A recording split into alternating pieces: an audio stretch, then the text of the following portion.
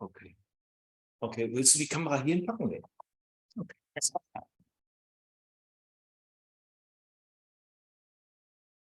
Ich will nur sagen, ob das so geht. Ja?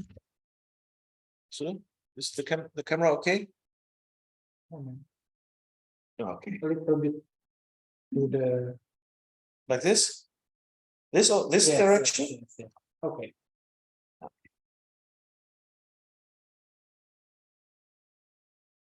Sorry. Ini seperti syuting film. Okay. Yeah.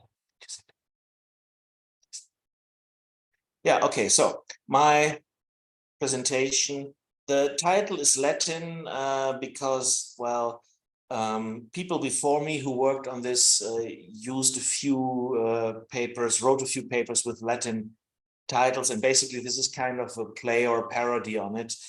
And I found it nicer. And the problem is, if I call it naming principle,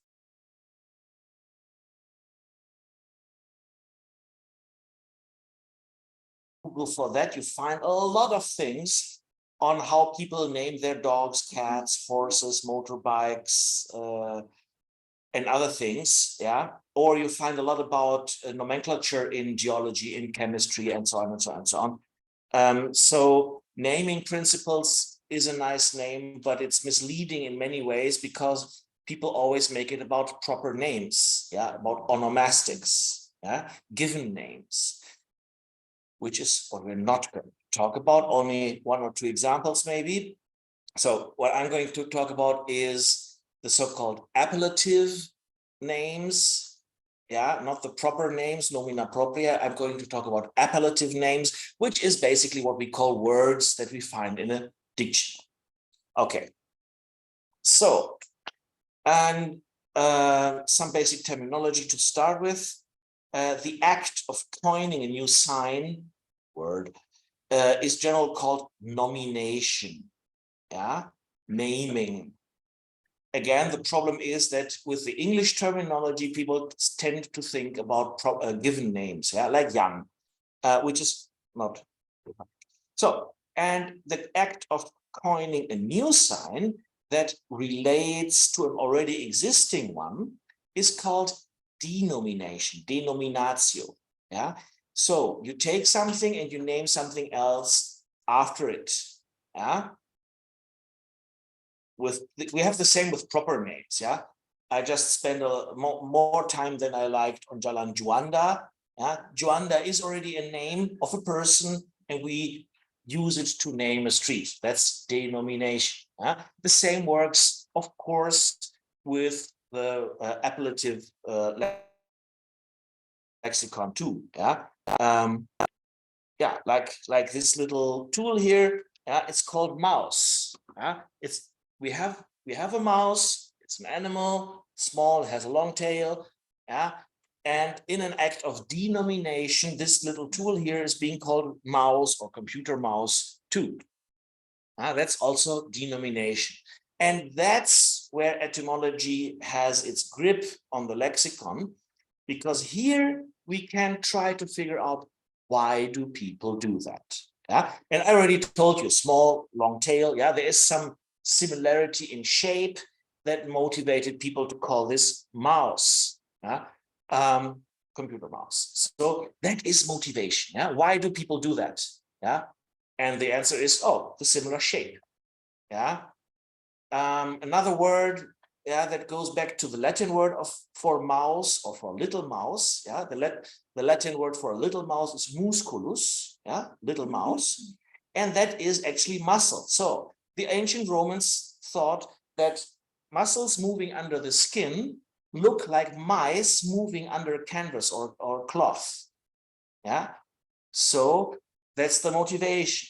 Again, that's what we're talking about. Yeah, the reasons why a given concept is matched up with a certain sound chain, with a certain existing word to form a new linguistic sign, a new word. So etymology in this respect is then the study of motivation relations, the relationships between words. Yeah, between existing signs and newly coined signs, and it is synchronous to the moment of coining them. Yeah, I cannot explain the word muscle in English. I can only explain that it came from Latin, and in Latin there is a motivation that comes from the word for little mouse. So all etymological explanations are synchronous, and that is for some people blasphemy. Yeah, many people believe etymology is diachronic. Yeah? But what we do when we explain something is always synchronous to the moment of naming. Why did people call it like that? We cannot answer that 2000 years later. We can only answer it when we take the perspective of 2000 or 2500 years ago. So in that respect, etymology is a synchronic discipline. And in its strictest sense, etymology always has been a synchronic discipline that goes back. Saussure already said it. Yeah, when we look for the etymology of a word, we explain in what way it is motivated by relating its word to other words or known word forms. Yeah? And what we do when we approach the moment of coining a new term, that is a diachronic operation, which is a prerequisite for the etymological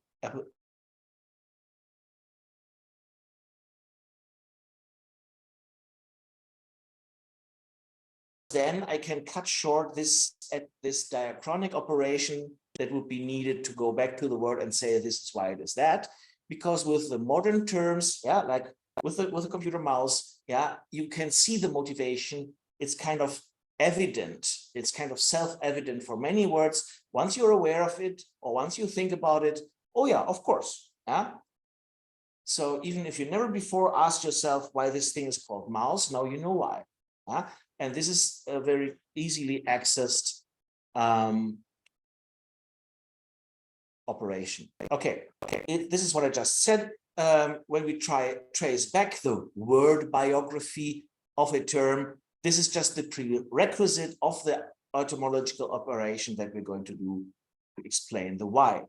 So this is also giving us our limitations, what we can and cannot do. Many ancient motivations have to remain opaque. Opaque means we cannot see them. Yeah? It's the opposite of evident or visible. Yeah? So many motivations have to remain opaque because we cannot trace back the words far enough, or we cannot relate them to other known words. Yeah? This is the case for many words. Yeah? Why we call the word white, yeah, or any other cognate in Indo-European, we don't know. As far back as we can go to some Indo-European root, it's always the meaning white. It's never related to any other meaning.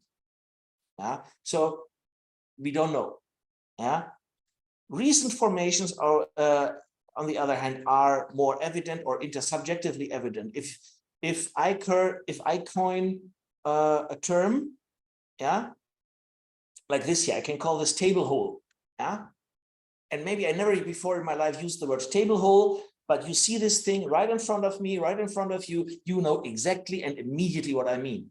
This is because you can understand the word and the motivation behind it, not just the sum of the words. Yeah, table hole could be a completely different thing. It could be a hole in the ground where people dump their old tables. Yeah, but it's not. So the sum of the parts alone, table plus hole, is not enough, because there could be many different things. Yeah, like with table hole, yeah, hole in the ground where people dump their table, something like that.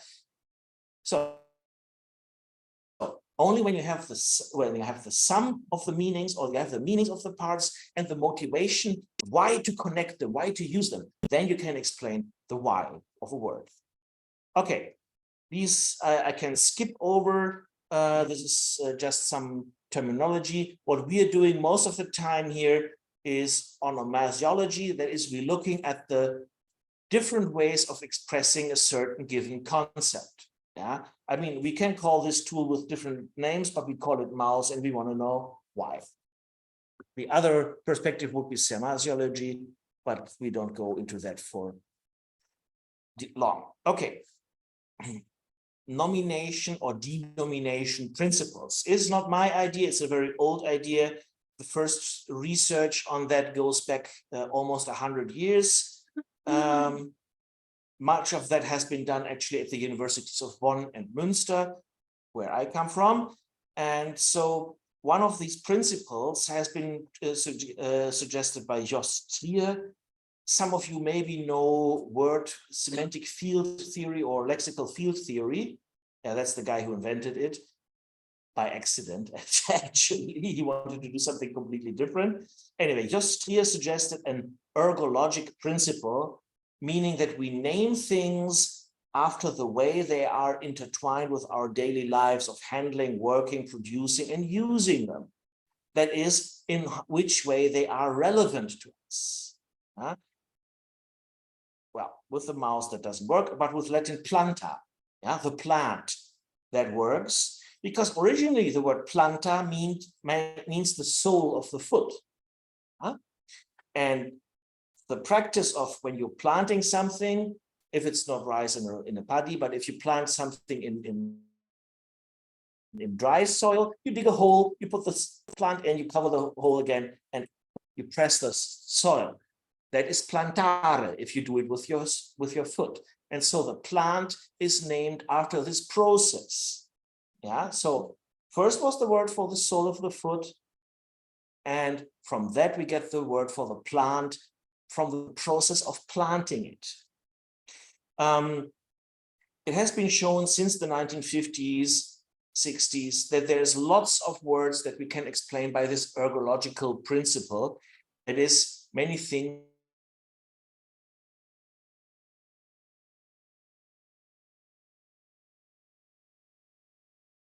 explanations, and you're going to see some of these. And of course, this is mostly true, of course, for human artifacts.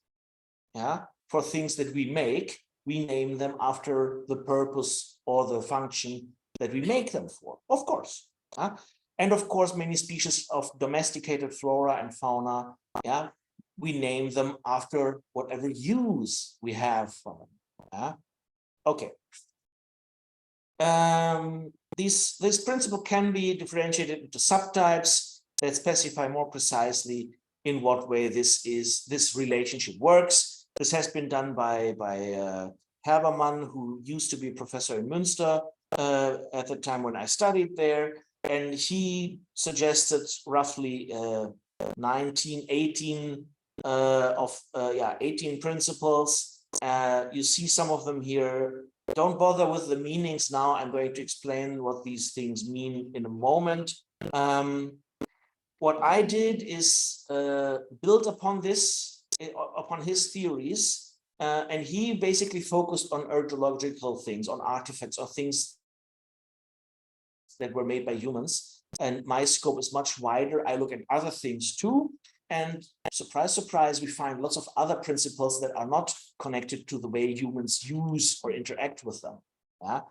And so by now, my classification has 62 principles, and they come in several macro categories, which I call Grundeinstellungen, basic attitudes, because it means how is the person, the so-called subject of nomination is the one giving the name, and the object of nomination is the one receiving the name. So how does the subject of nomination look at them? Which perspective, which attitude do we show towards our designate when we name it after certain attitudes?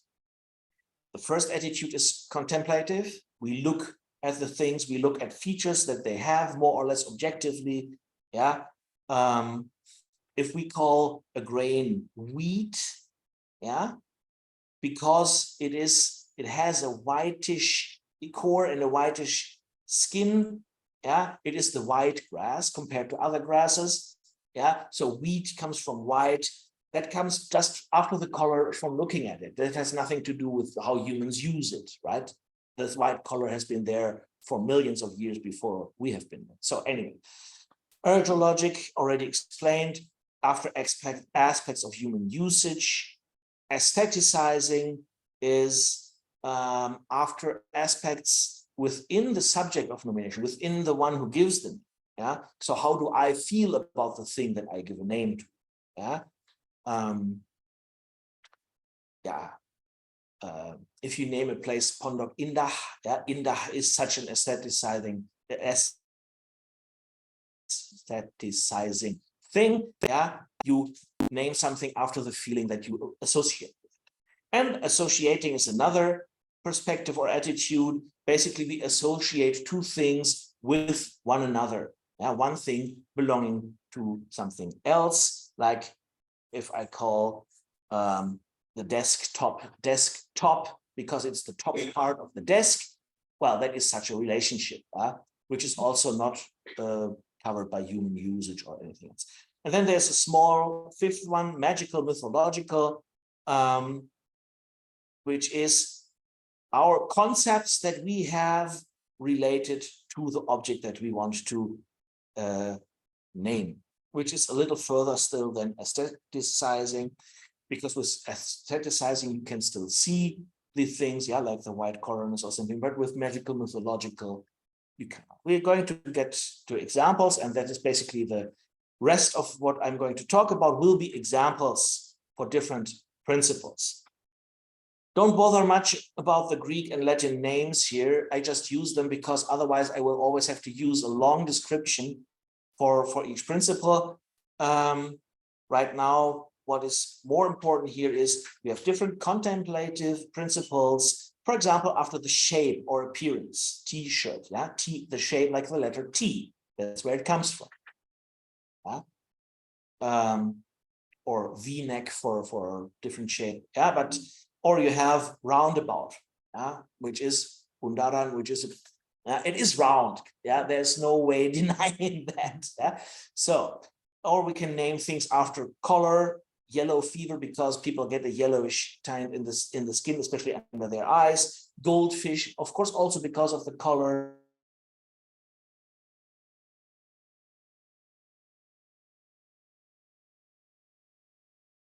Especially with things that are less or non-visible. Yeah, we call something that we cannot see in a blind study, it means we cannot see who is our participant, and the participant cannot see who is asking the question. That's why we call it blind study.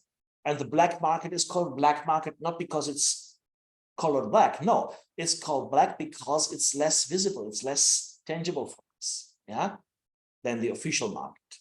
Yeah. And we can name things after their size, yeah, supermarket, superhero, yeah, mini bar, yardstick. A yardstick is exactly 1 yard long, otherwise it's not called yardstick. Yeah? So we name things after their size.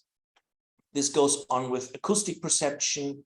Yeah, whooping cough is a disease where people make a very distinct noise when they're coughing. Yeah.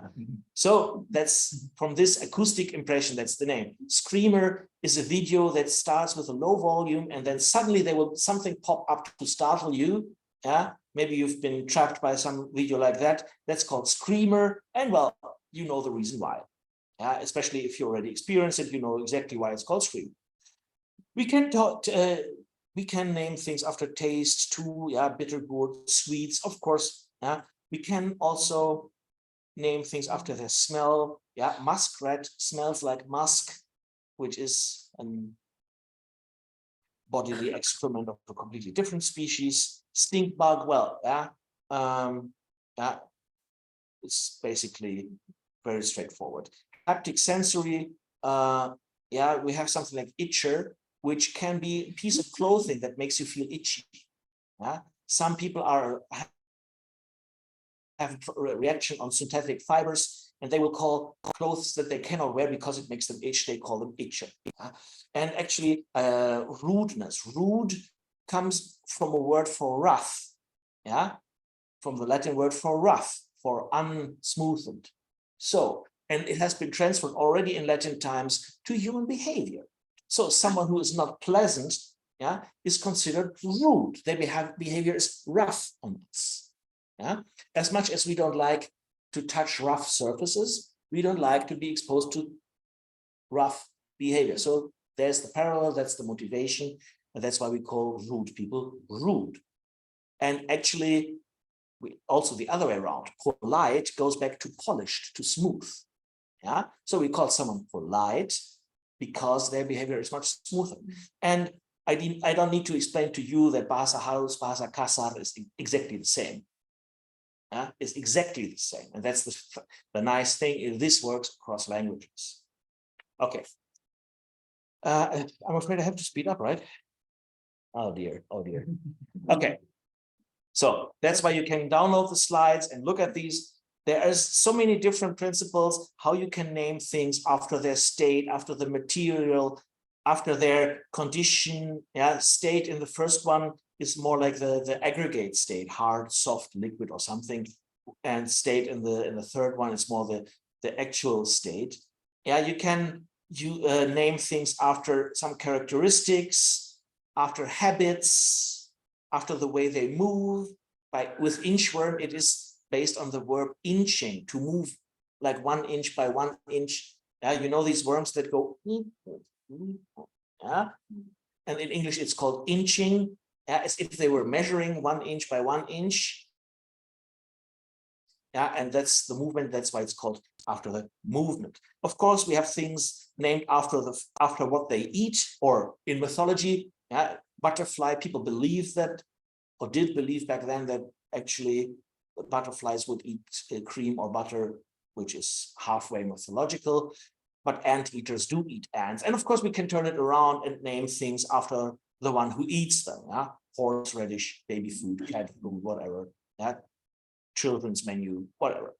Okay, we have other things for reasons, for effects, for places, for time, for age, for sequence of time, for counting.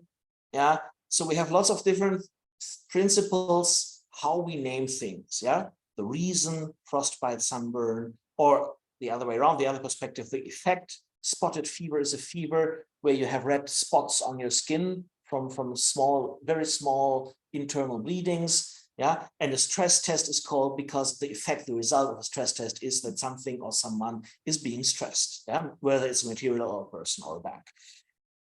Topological is a huge one. You can name things out.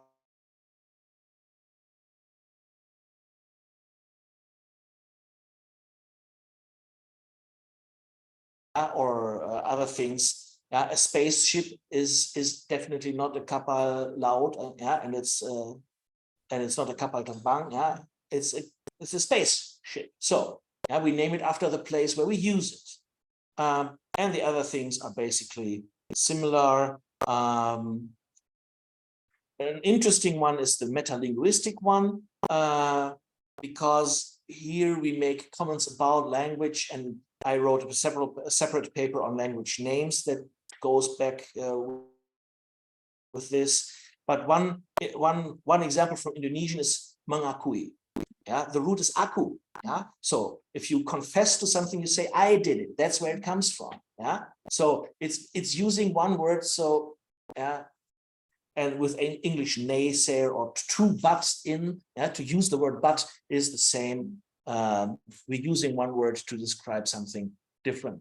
In some dialect, in some languages, you have it that, for example, one special word is used as the name for the language. My favorite example is the Kaili language complex of Sulawesi Tengah. And all the dialects have names which are identical to the word for no. So you have the Ledo dialect, and Ledo means no in Ledo. And you have the Da'a dialect, and in that dialect, Da'a means no, or tidak. So all these dialects are named after one specific word, which is different in all these dialects, which is characteristic for these dialects. That's also metalinguistic naming. Okay, we move on to logic principles, and these are quite straightforward too. We have something like handling, how to handle it, or yeah, like push button, technological, teleological, the purpose. What is the purpose of an alarm clock? Is to make alarm. What is the purpose of a cooking pot? To cook with, and so on. By the product, honeybee, paper mill. By the producer, beeswax, masterpiece. Yeah? In German, there's a nice example here, Honigbiene, Bienenhonig. Yeah, one is the producer, yeah, the honeybee, and then we have bees honey, which is the product. Yeah, just by inversion, we inverse the perspective and we have different noted here. By the effort, by the tool, yeah, by the piece that is being handled. Yeah, screwdriver is a tool to handle a screw. Yeah, or toothpaste, yeah, is applied to the teeth. Yeah, that's how this works. We have something like the intended recipient or user, which might be different from other things. It's not the owner, yeah, or it's not the producer. So we have things like the domain or sphere where things apply to. We have against what things are used, yeah, like painkiller, yeah, makes it very obvious it's against pain, yeah. Bug spray, dust filter, and with dust filter you have an example, yeah. If we use dust filter, it's the filter that keeps the dust out of whatever, the AC or something, yeah. But if we have a water filter, the water is what comes out, and the dirt or whatever is what gets stuck. So water filter would not fall under this principle, but under the principle, what is it applied to that we had earlier, yeah, like with toothpaste. Yeah, so we have to distinguish on a word by word basis. Yeah, and coffee filter, actually some of the coffee gets stuck in the filter, some of the coffee gets through, and hopefully it's the right combination. So it's somewhere in the middle between those. Yeah, we have other things here too, like the situation, the procedure, and so on. I'm afraid I'm running out of time, so I have to speed up a little bit. We have aestheticizing principle. I said there's only a few. Yeah, we have poetical one. Yeah, dream wedding, or in Australia we have a pretty-faced wallaby. Yeah, which is poetical. Yeah, we have the esteem or the quality. We call someone a nobleman. Dog rose, for example, here. Dog roses look like roses, but they are not. Yeah, and they are wild roses. They're not in the garden, they're in the forest, and they're called dog rose because they look like a rose, but they are of a lower quality, and we associate dog with that. So dog rose is not a nice rose. Yeah, we have the same with other things. We can use many words for that. We can have affective, the evoked feeling in the one giving the name. Yeah, horror movie, shocker. The one who gave the name felt this. And on the other hand, we can also assign feeling to something. Lovebirds are species of birds that are very monogamous and very affective to one another. They really literally suffer when they are separated from one.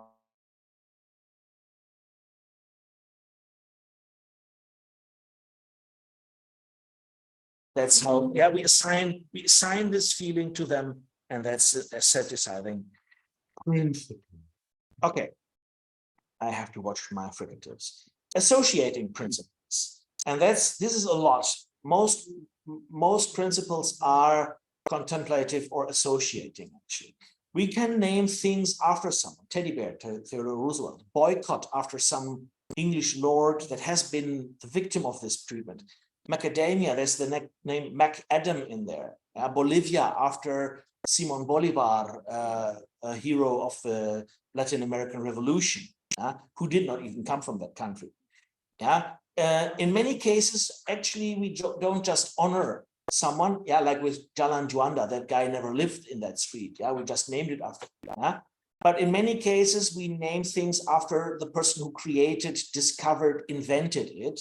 Yeah, sandwich. There was a man named Lord Earl of Sandwich who invented having two slices of bread with something in between. Guillotine, actually the guy named Guillotine didn't invent it. He just suggested that it be used. Yeah, but the name got stuck anyway. Volt, going back to an Italian physicist, sorry, Volta. We have lots of these where we name things after the person who invented or discovered it. But that's just one very famous example. Okay. We have things named after the one who is affected by it, the one who is doing it. Yeah, a selfie is something that I myself am doing. Yeah, I'm the one who is executing the action that I'm naming here. Yeah, in bird strike means a plane is struck by birds. Yeah. And the student revolt is a revolt made by students. Yeah. We had that in the 60s in Europe. Yeah. And they were called student revolt. Okay. On the other hand, we have something like the one who is a user, participant, or member of something. We have something like the vessel. Yeah. I have my bottled water and my bottled coffee here. Yeah. And of course, if I turn it around, I have a coffee bottle. Yeah. So there you see the last two principles. Yeah, I have bottled coffee in a coffee bottle. So we name things after the content or after the container. And also similar to the container is also the medium or channel, which is still different because it's just passing through. Yeah. The tap water is not stored in the tap, it just comes through it. Yeah. And airmail, well, it's not suspended there somewhere, it just comes through the air. We have things like iconological, which is the thing that is depicted, the theme, yeah, a weather map, group picture, and tagmatological, the position or rank, yeah. We have the high school, we have the child process. The child process is depending on a higher process in programming, yeah. So you have some kind of hierarchy, and there is some process that's called child process. In Indonesia, you have an example for that. Yeah, the most important city is the ibu kota. Yeah, from the position of the mother in the family, we just transfer that to the hierarchy of cities, and there we go. Yeah, very easy, very straightforward. That's exactly that. We have things like belonging to something in a kind of alienable sense. Yeah, a Jakartan can move to Medan and then he's not Jakartan anymore. And we have the belonging in a more inalienable sense, lampshade or student, yeah, where actually the shade is part of the lamp or letterhead is part of the letter. And if you remove it, it's not a letterhead anymore. Yeah. So these are slightly different. We have things like parts or members or owners. Yeah. Many of these kingdom, county, duchy and other things. Realm actually also goes back to a word for king, yeah, or like real in Latin or French. Yeah, so realm is also belonging to a king. Of course, we have the opposite, dissociative, someone who is not a member of something or something that is not a something. Yeah, we call a non-smoker because he is not. Yeah, and antimatter is not matter, and a disbeliever is not believer. That's how we characterize. And then we have some twin formula.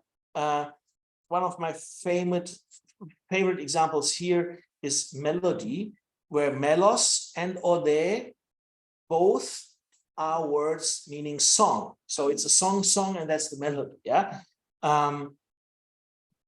Then the kind of contradiction, you have bittersweet, you have Indonesian example here because there is not so many English examples, and with lucky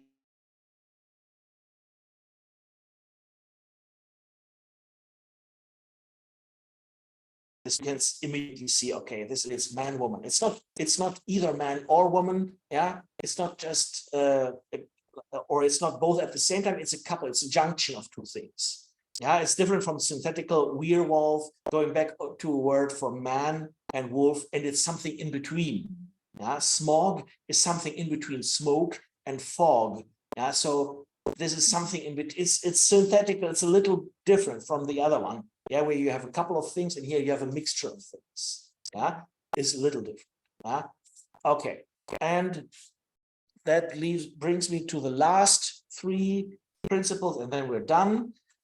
So we have things magical for a desired effect, a love charm, a dream catcher. These are things that we cannot watch objectively in reality. It's just our ideas that we associate. Yeah. And then we have mythological, usually used for presumed cause for something. Fairy ring is a ring of mushrooms. It looks like a perfect circle. Why? Because in the middle of it is the main plant in the ground. The main fungus is in the middle, and it radiates symmetrically if it can. And then new bodies of the mushroom pop out at a certain distance, and that's called fairy ring, because for a long time people could not explain how do these perfect circles pop up in the forest or in the meadows somewhere. that's it's just a fungus growing in right radial pattern. But yeah, explanations on a mythological basis, and to separate mythological beliefs from religious beliefs, there's this religious principle, and that brings us to things like devilfish, which is several different species, but they're all not very nice creatures. That's why they're called that. Yeah, or Thursday, named after a Germanic god Thor. Yeah, maybe those of you who watch Marvel comics know Thor. Yeah, that's his day of the week. Thursday, Thursday is the same. So we name things after associations and so on. Okay. Last slide, I promise. Or last slide with content, I promise. Okay, so because we're talking about motives, we can see that actually below these principles, there are sub-principles that are also interesting. Like, for example, the horological principle, about time, can be subgrouped by motives like time of appearance, morning star, time of activity, if you, morning run or something, time span of application or validity or lifespan,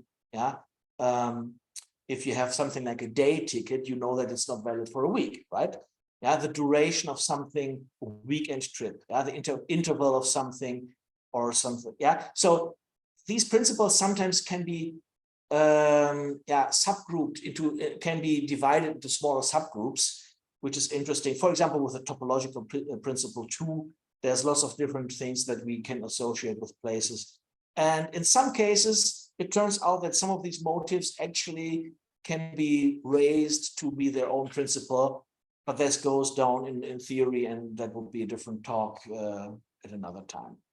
Okay, there are some references, and at least one of the things is also downloadable, which is a book that I edited last year together with 2 former students of mine, with mostly in German and about German, but also about some other languages,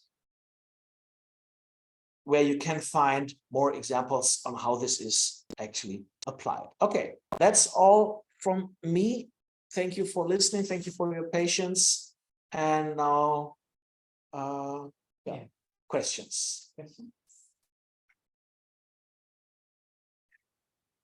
Yeah. Thank you. Again, that's very interesting. My question is how many form nouns? No. Okay. No. Short answer, no. No. Actually, I was waiting for that question because every time. The problem is that for verbs and adjectives, we always have, or almost always, we have to go back in time and think and find out the point of time of the coining of the term to find out the motivation. We had a few verbs in here, like to boycott. Yeah, that's a verb. But this is recent, so we can still see. But if you ask me, why do we call to walk? We have to do some operation and go back 3.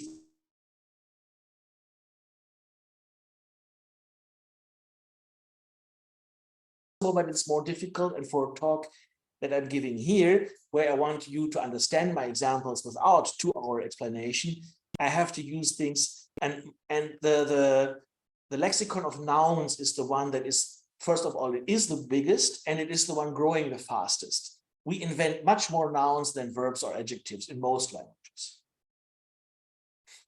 Let's not talk about Greenlandic. That's just different. They verb everything. Okay, so most languages invent or gather more nouns, and so to make it more transparent, to make it more easily accessible, I used examples mostly from nouns, some verbs, some adjectives. We had a few adjectives in there too. In principle, this should be applicable to all words. Of course, it might be very difficult to apply this, for example, to conjunctions, but it's not impossible. It's difficult, but not impossible to apply it to prepositions. And with some languages, we actually still can see very clearly where the prepositions come from. if you have the two-part Indonesian prepositions, di atas, yeah, you all know what atas means, yeah? So you can still see where this comes from, yeah? Or di belakang, di dalam, yeah, yeah. So you can still see where this comes from. But if I ask you where does di come from, then yeah, we have to talk for a few hours and look at a few books for a couple of hours. So the easiest examples are nouns, and that's why I take nouns. So, what is the principle? Is it the same as the nouns?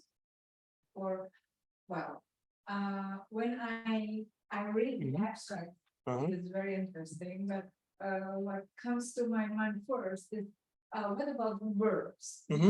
Because people also make a coinage of verbs, Yeah, right? yeah. So that's why I'm asking you, is it the same with do they have the same principle as your what you're presenting? In principle, yes. So generally, yes. I did not mention one principle yet in here, which I think is restricted to prepositions or prepositions and maybe verbs. I'm not sure about that yet, so I kept that out of this because, yeah, that is still too problematic to present with good confidence. With German examples, I can show you that actually some of these principles have members in different lexical classes. Like you can name something after the color. Yeah, a butterfly, a certain butterfly with blue wings in German is called Bläuling, after the word for blue. But you can also oh no, I lost the example. That's bad. That's really bad. Wait a second. Oh, wait, there we are.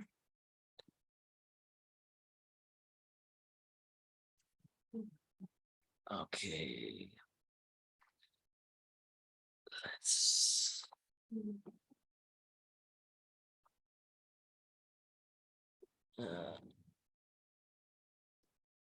There we go. Okay. So, not the blue example, sorry, the other example here. So you see here, an anti-static Tuch, anti-static cloth, that's what you use to clean computer parts that should not get static charge. You have, yeah, is a noun substitute. You have antifaschistisch, it's an adjective. You have defragmentieren, it's a verb. And they all fall under the same principle. Yeah, dissociative, yeah, what they're not or what they're, yeah. So yes, in general, these principles are all open for different lexical categories as far as they exist. But they may be principles that are limited and can only apply to certain.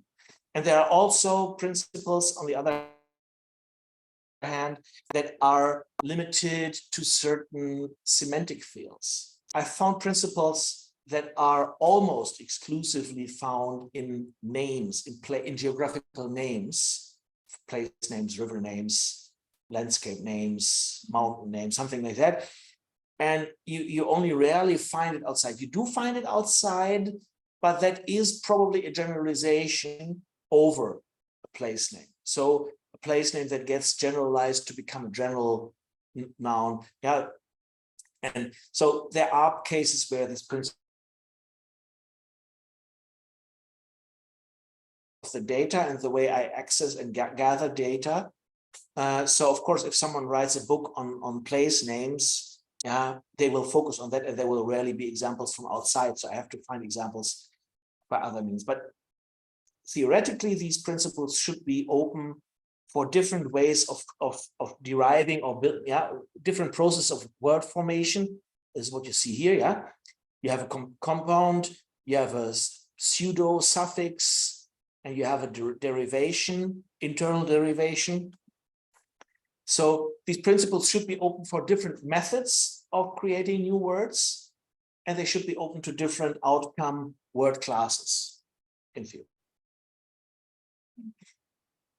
And for some languages, actually, the distinction between word classes only makes things more difficult than easier. So actually, then this is, yeah. And that's the other thing. These principles should also be applicable cross-linguistically. I found 1 or 2 principles that do not work either in German or in English, but that is more probably an artifact of pragmatics and not an artifact of the language not being able to do it. I can create things like that with German material or with English material. It's just that they don't exist, and that is probably more due to a speaker's preference. It's not due to some limitations of the language. So, yeah, like this lucky beanie construction is just something that you don't find in English. You find it in many Asian languages, in Japanese, in Sanskrit, in Chinese, in everything in between, but you don't find this kind of construction that often, that frequent, that productive in English or German. And I think this is more due to speaker preference and not due to grammar, because you can easily construct it. For example, love-hate relationships. Yes, yes, the love-hate part, yes. But if you use that and call it love-hate relationship, it's, yeah, but it's difficult. And in German and in English, you often use from this to that, or something. You use a construction to make it more explicit. Yeah. Or in German, sowohl als auch, both and. Yeah, yeah, you use that for something and you don't just put it in a compound. So yes, semantically, we can have something that is close, but then again, that won't be a simple one-word example that I can easily present.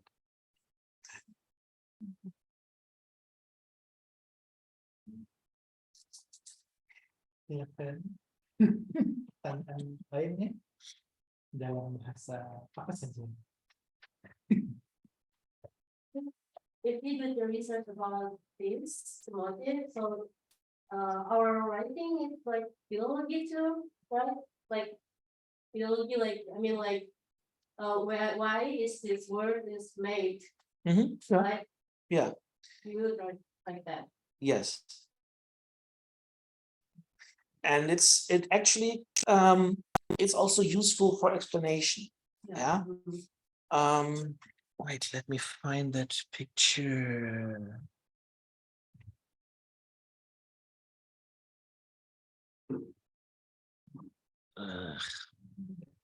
Where's that picture? Oh, it's somewhere at the end. Don't look if you get dizzy easily. There it is. Okay. If you look at something like this in German, yeah, Döner is kebab. Yeah, we just use the other part of the word. Yeah, Döner means to turn. So Döner kebab is the turning meat. Yeah. Same in Greek. Gyros. Yeah, from gyroscope. So gyros is the same. Yeah. So we call it Döner. Yeah. Here it's called kebab, which is just meat. So anyway, chicken Döner, Kinderdöner. And why are you laughing? You're laughing because of the principles, because you know that you can apply the wrong principle, and then Kinderdöner is made out of children, but it's not. And chicken Döner is not made for chicken, it's made out of chicken. And because we are aware of these principles, because we know that we have different ways of adding the meanings, that's why this is funny and not scary. Yeah. But there's lots of these things. Another favorite example of mine is Sandkuchen, sand cake. Can be two things in German. It can be the thing that kids make in the playground and it's literally made of sand and you should not eat it by all means.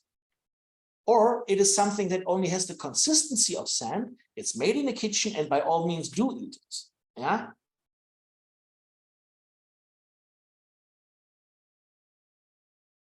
Sand, or it's the thing made in the kitchen that just has the consistency of sand, which crumbles very easily. Yeah? So you have to know which principle is being used, and you intuitively know, or you should know. Yeah. And yeah, that's why you can distinguish these things. Yeah.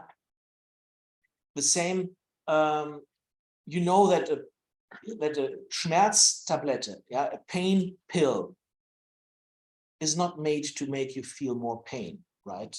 It's against it. Yeah. Okay. So, but you know this. Yeah, we have this meaning, and what I'm trying is to make this intuitive knowledge about these motives and about the principles, to make it explicit, because then we can use it in language teaching, for example, or in a dictionary to explain the meaning. How does the meaning of a word come about, and why does it not mean that? And another example I have to find. So, yeah. So in German, we have several different words for the matches. You know, these little wooden things that people used to make fire centuries ago, before they had the gas lighters. Okay, so matches. In German, Zünden, zünden, to ignite. Yeah, or Streichhölzer, from striking or from stroking. Yeah, or Schwedenhölzer, because originally we imported them from Sweden. Or Schwefelhölzer, because originally they contain sulfur. So 4 different motives, 4 different ways to name the same thing. In the end, only one survived, and the other 3 became obsolete and are not known to the average speaker of German anymore. Yeah, but yeah, we have different principles for the same thing, and we can explain why we call them this and why we call them that. And that's what I want to do with this principle. Well, we have based from your principle, like correct api, we have matches, correct. Then now we have romantic, because the correct api is already disappeared these days, right? And we have gaslight, right?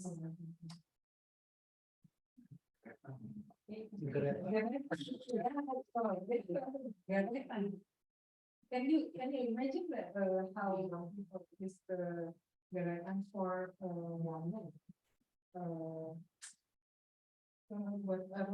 yeah, because of the turning part. Yeah. Get it? Yeah, exactly. And that's how we can explain why these things are called the way they are.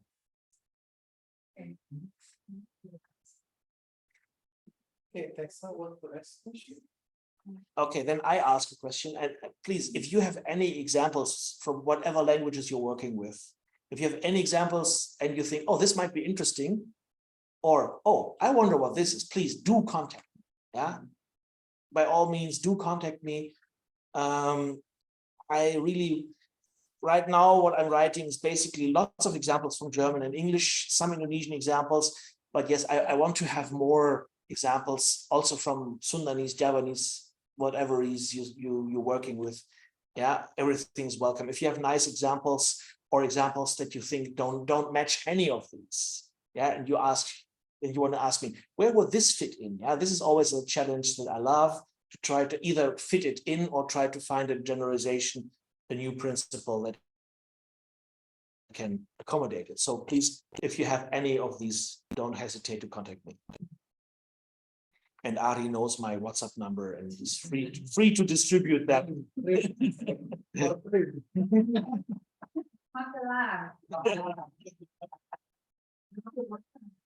Yeah, okay. Okay, a question from person? Yeah, I don't know if Thought in my mind about the word in German that is not acted in English. For example, like the strike guys, or I mean not that. Thing like Fernweh. In English is Wanderlust. Which is also German. German, I mean.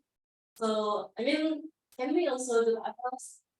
Yeah, but if you want to explain the English word, Fernweh or Wanderlust, you have to say, okay, it's a borrowing from German, and then you jump to and in German, and then you can explain it in German.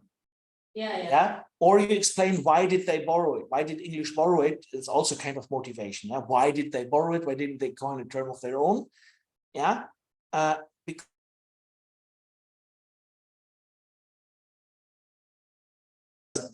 yeah, in English you more often than not have a little genitives, yeah, or something. It's not as easy to make compounds in English than it is in German.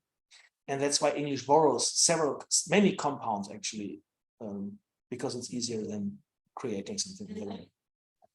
Found that like Fenway, Vorfreude, Mhm. I mean Zeitgeist. I mean also in English they speak it in German word, right? Mhm, yeah. I mean then all of them belongs to the word for feelings. Right? I mean Yes. yeah, maybe What does that tell us about the prejudice about English and Germans showing emotions? Yeah, actually, that's an interesting field to find out why did they borrow those and why did they borrow them from German? Would be very interesting. Is a little bit outside of the scope what I'm doing, and I already did my STIGA on borrowing, so I'm done with that. But yeah, it's interesting. Why do languages borrow things? In English is one language. If you take all the loan words out, basically the language collapses and is only like 30% left. English has lots of loan words, and they've always been doing that to extend their vocabulary easily, because their own word formation processes basically, they even borrowed word formation processes, yeah, like anti or other prefixes that are not English. So they even borrowed the materials for word formation, because in English itself, it's all collapsed hundreds of years ago. but can I just, for example, just do the research about that German does this words? I mean like the description, I mean like the history of this word itself, Fenway, Vorfreude. I mean if I could find it. Oh, basically, if you're interested in that, there has been a project at the Institut für Deutsche Sprache Mannheim, IDS.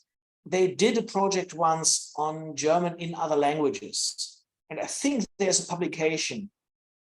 And if I'm not completely wrong, I think Wanderlust is even one of the words on the title page of it. But there is a project of German in other languages from IDS, and where they looked at which words from which lexical fields got borrowed into which languages.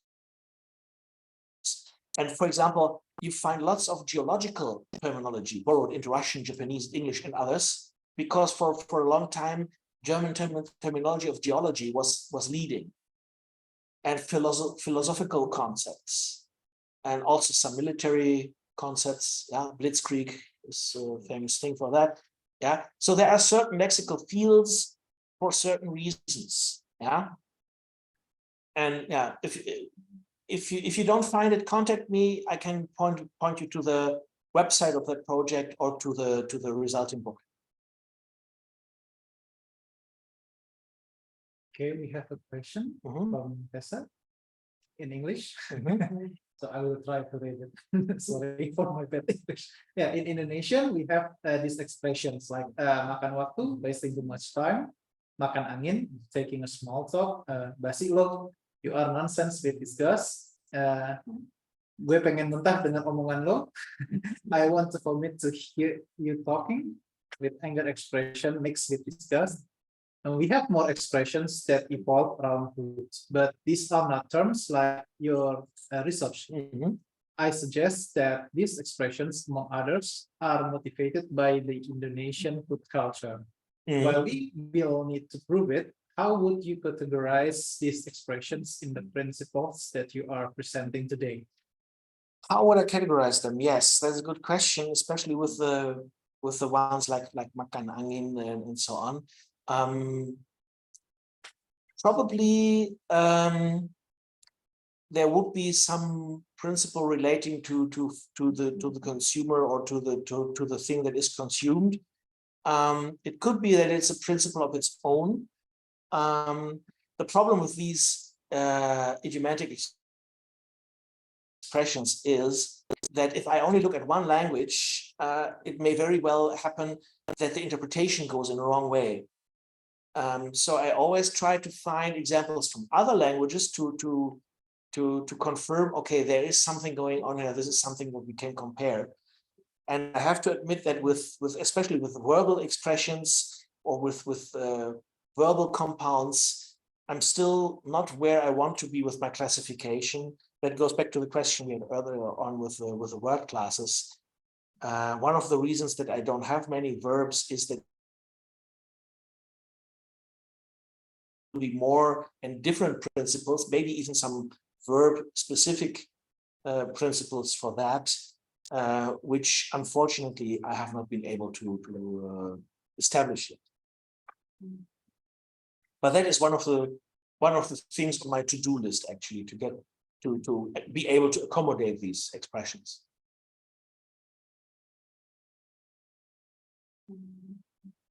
I also want to ask about this for traditional German names, like like Schumacher. Yeah.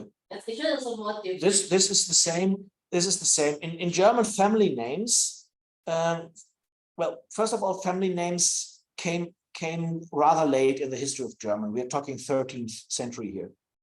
Yeah, that's when people started having family surnames, family names.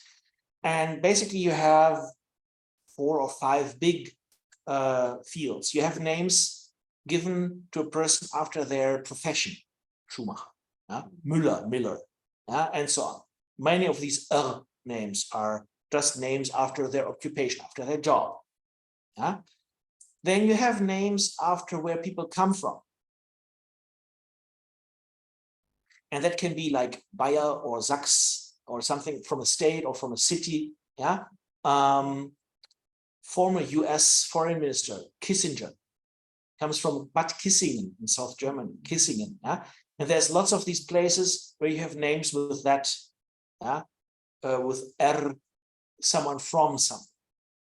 We have other names after physical properties.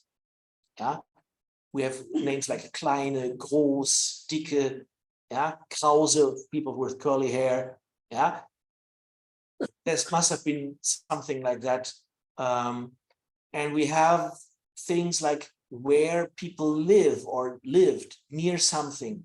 So there are people with names like, okay, my boy's surname is Lauterbach, which basically means clean brook or clean stream. So one of the ancestors who got that name must have been living near a very clean, drinkable river or stream. And you have names like my own surname, Wohlgemuth, which you can easily break down into 2 parts, which have English cognates, well and mood. My ancestors apparently have been particularly happy, and that's how this name came about. These are the big ways how people's surnames come about. Of course, there's others. You can have patronymic names like after the father, which you have in Scandinavian names, Andersen or something. It's the son of Andrew, or Johansson, the son of Johann, and so on. There's different things, but yes, and actually these principles work very well with names as well. So of course with given names like Jan or something, it's more difficult because you have to go all the way back. So with my name you have to go through Dutch and all the way back to Hebrew and Aramaic, and then basically you come to something far back there, and then you can explain, oh yeah, this is a religiously motivated name. God has been merciful or something like that. I'm not completely sure. So it works with names too. Or is there already exists? There's lots of. Yeah, of course it already exists. The research about that, right? Oh yeah, this has been done for more than a century, and especially with names with the names in Europe, with the names with biblical names. This has been researched a lot, and there's lots of dictionaries on names. So yeah, this has been, but not so much with these principles. Of course, they say this pattern, that pattern, but they don't put it in a bigger framework of etymological principles. Right. Is it also? Yeah, if you want to write something about names or present something about names, that's nice too, actually. Japanese. Sebagai pekerja gitu ada nggak sih tradisinya? Apalagi kan nama-nama orang Jerman itu kan kayak tukang gandum, tukang sepatu, tukang apa aja kan banyak. Yeah,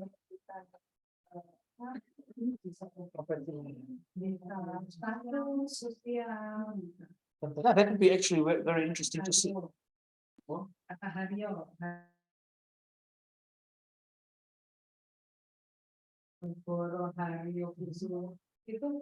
Itu pasti diharapkan itu ada hubungan dengan harian. Oh gitu. Seperti ya, itu Japanese it's a Japanese example for me. But I think skeptics itu masa sih? Ya udah.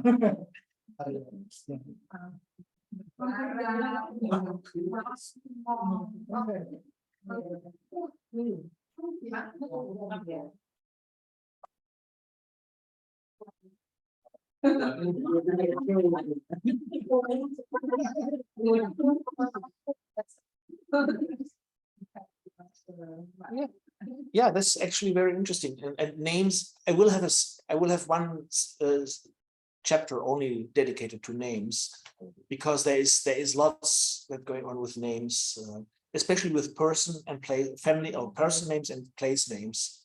Place names are very interesting for several reasons. With place names, often you can see the history of the place. Yeah. For example, in Germany, we have a layer of names that is older than Indo-European. And we can see from these names that there must have been people there before the Indo-Europeans came there 5,000 years ago. And we can only see this from some names. Yeah? And sometimes you can also see a certain word form frozen in a name, and that word doesn't exist in the general language anymore, but it just exists in the names, and there it's still being kept and yeah, how do you say, tradited. So that's why names are really interesting as a window to the past, and especially place names are really a good window to the past for that. So what about you present some examples in stable names, right? But my question is about unstable names, like children who likes to coin verbs or names. So is it possible to make a research on that? Oh, definitely. One example that actually led me to a lot of insight is based on a very simple question my boy asked me when he was like 8 years old, and we were eating strawberries. And in German, strawberries are called Erdbeeren, ground berries. Yeah, they're called strawberries because traditionally you would put straw there so that parasites and fungi attack the straw and not the fruit. Yeah? And ground berries, yeah, because they're hanging down to the ground. And he asked, yeah, why don't we call them red berries? Yeah, good question, right? And you can make the word red berry and it would fit into a pattern that we have, the chromatological principle would fit in there. Why don't we do that? Simple reason. Lots of berries are red. There's not so many blue berries. That's why we can call them blueberries. And there's not so many black berries. That's why we can call them blackberries. But if I say red berries, you ask me which ones, because there's so many different berries that are red that the redness is actually not distinctive enough to name them. And we can even with words that are not established, with nonce words, we can see the principles. And actually I have several examples in my writing for words that could be, yeah, and reasons why they are not. Yeah, like you can apply a principle and make a word, maybe even corresponding to something else, but it doesn't exist, and usually there is a reason why, and that reason is also interesting. Like with the red berries, there's once you know, okay, once you're aware of it, yeah, there's lots of these berries, you know why you don't call them that. And yes, so nonce words, that are not being established are interesting too, for two reasons. Not only for why are they not established, that's one thing. The other reason is that it shows us that people productively use these principles, even if they are not aware of them, and even if they cannot name them, they are aware of them somehow intuitively, and they can intuitively apply it. And I plan to do experiments with German nonce compounds, with words that don't exist, whether people can analyze them and figure out, okay, this must be meaning this and this and this. Yeah. So yes, you can apply it to ad hoc forms too, and that is actually very interesting too. That will be a different chapter on psycholinguistics, which I will hopefully one day be able to.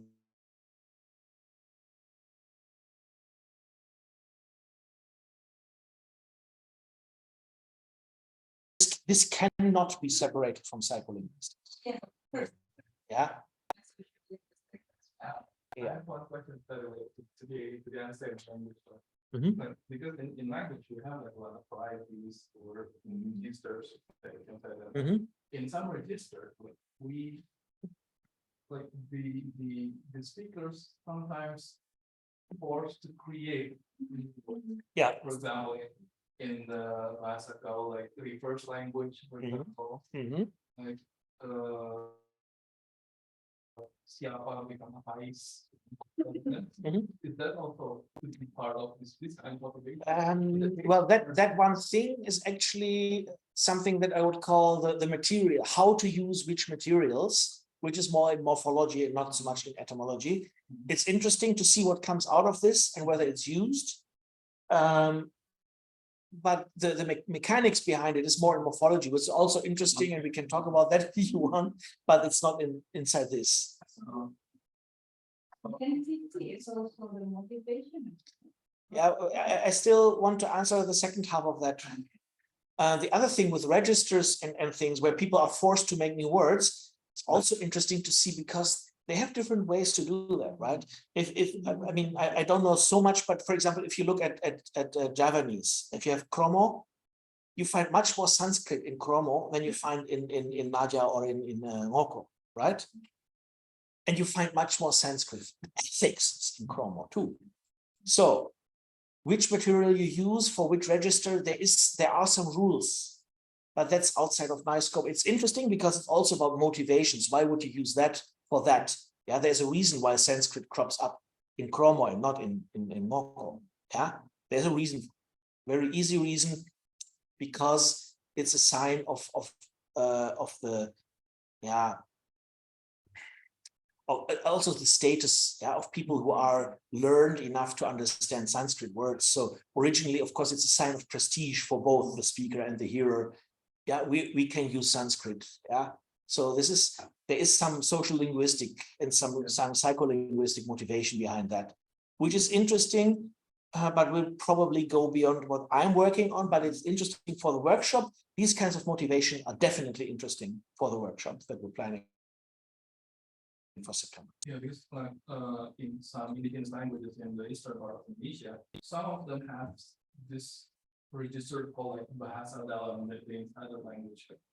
They try to conceal the message by creating like by choosing different way to produce words. For example, when the police come, they're not gonna say police.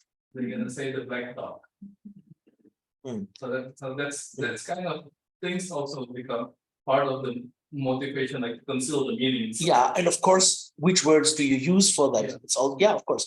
And actually, interestingly, we have similar things in some kind of secret languages of Central Europe. And we have a similar phenomenon in the so-called mother-in-law languages. Yes, that is the technical term. In Australia, yeah, the neutral term would be avoidance register. And we have that in Australia, especially in the northeastern parts, and we have it in Southern Africa. And there, interestingly, we have this crazy phenomenon that you have languages that usually don't have clicks like in others, yeah. But one avoidance register uses these because they use borrowed words from a click language in this one register. And that's, of course, insider language because no outsider can ever copy that. Yeah. So we have these things in these avoidance registers. There are things like that in Central America with some of the Mesoamerican languages too. Yes, that happens. And usually people use either their neighbor's language or some dialect or some creative coinage to create these words for that. Yeah, but that's actually very interesting to see. So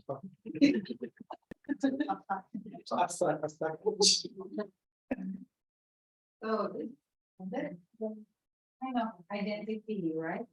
So people wants to get to be different, so they make the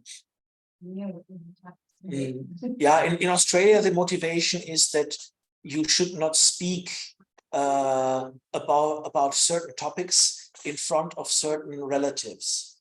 Yeah. And that is mostly like, for example, the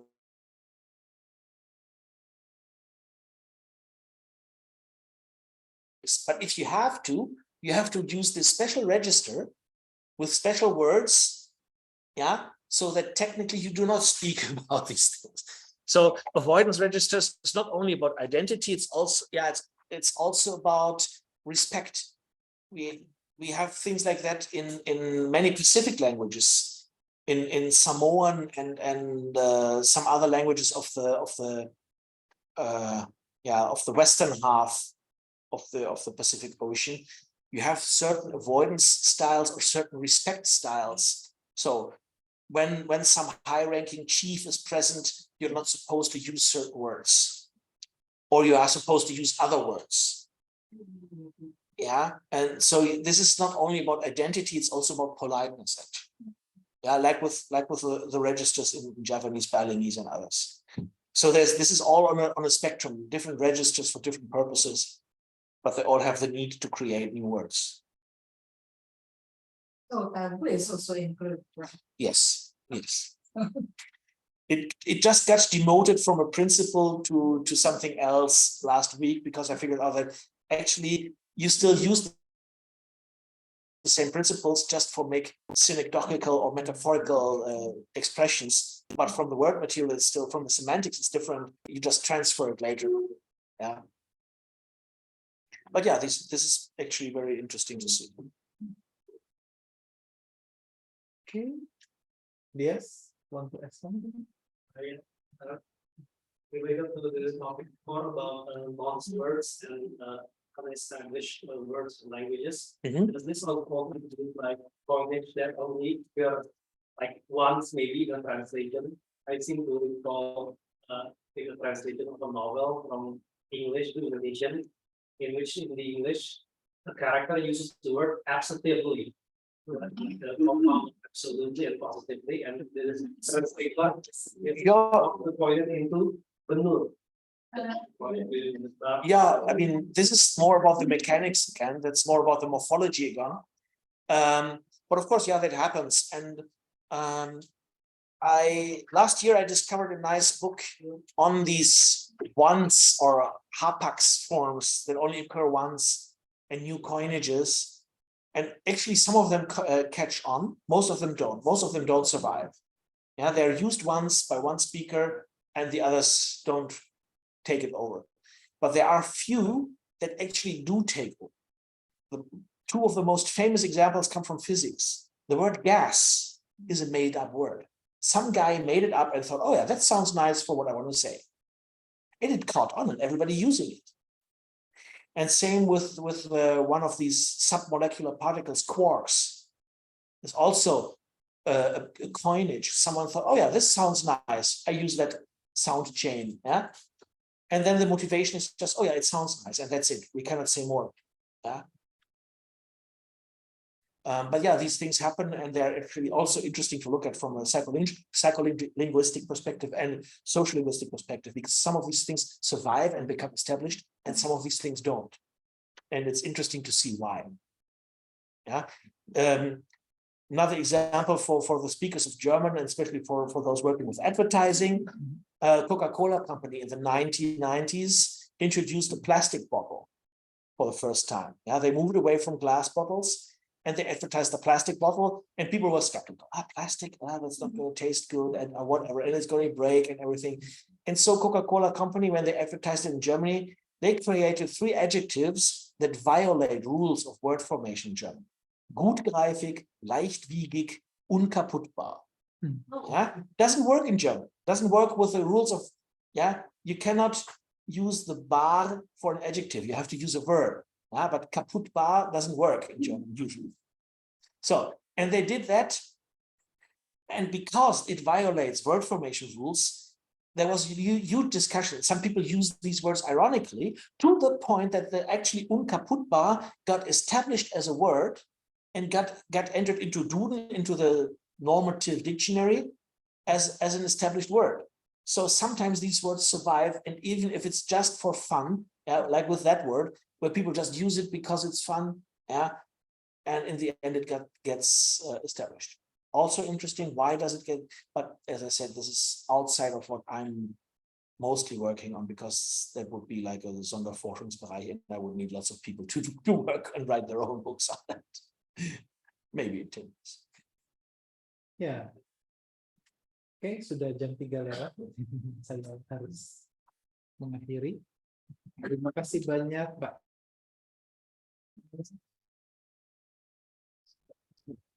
Semoga langsung terinspirasi. Itu Bu, abstraknya keluar. Yeah, please do work in the workshop. Please do contribute to the workshop. And even if you think it's not much, the workshop is not meant as a presentation. This is my research and the past 10 years accumulating in this one paper. No, it's meant to be a workshop where we work on these things. So if you come with a question and you present your question in the form of a paper, we're happy, because then we have something to discuss. If you just throw material at me and say, okay, what do we do with this? That's part of the workshop too. Also fun. You don't have to have all the results already. Silakan. Si ada air mineral, kopi. I'll return that to you. Ya, terima kasih banyak. Zoom-nya saya tutup ya. Dan rapatnya gak ditutup. Terima kasih banyak teman-teman untuk kehadirannya. Semoga ada banyak pengetahuan baru, ide-ide baru untuk penelitian. Dan ada abstrak baru yang datang. Cuan. Enggak, boleh.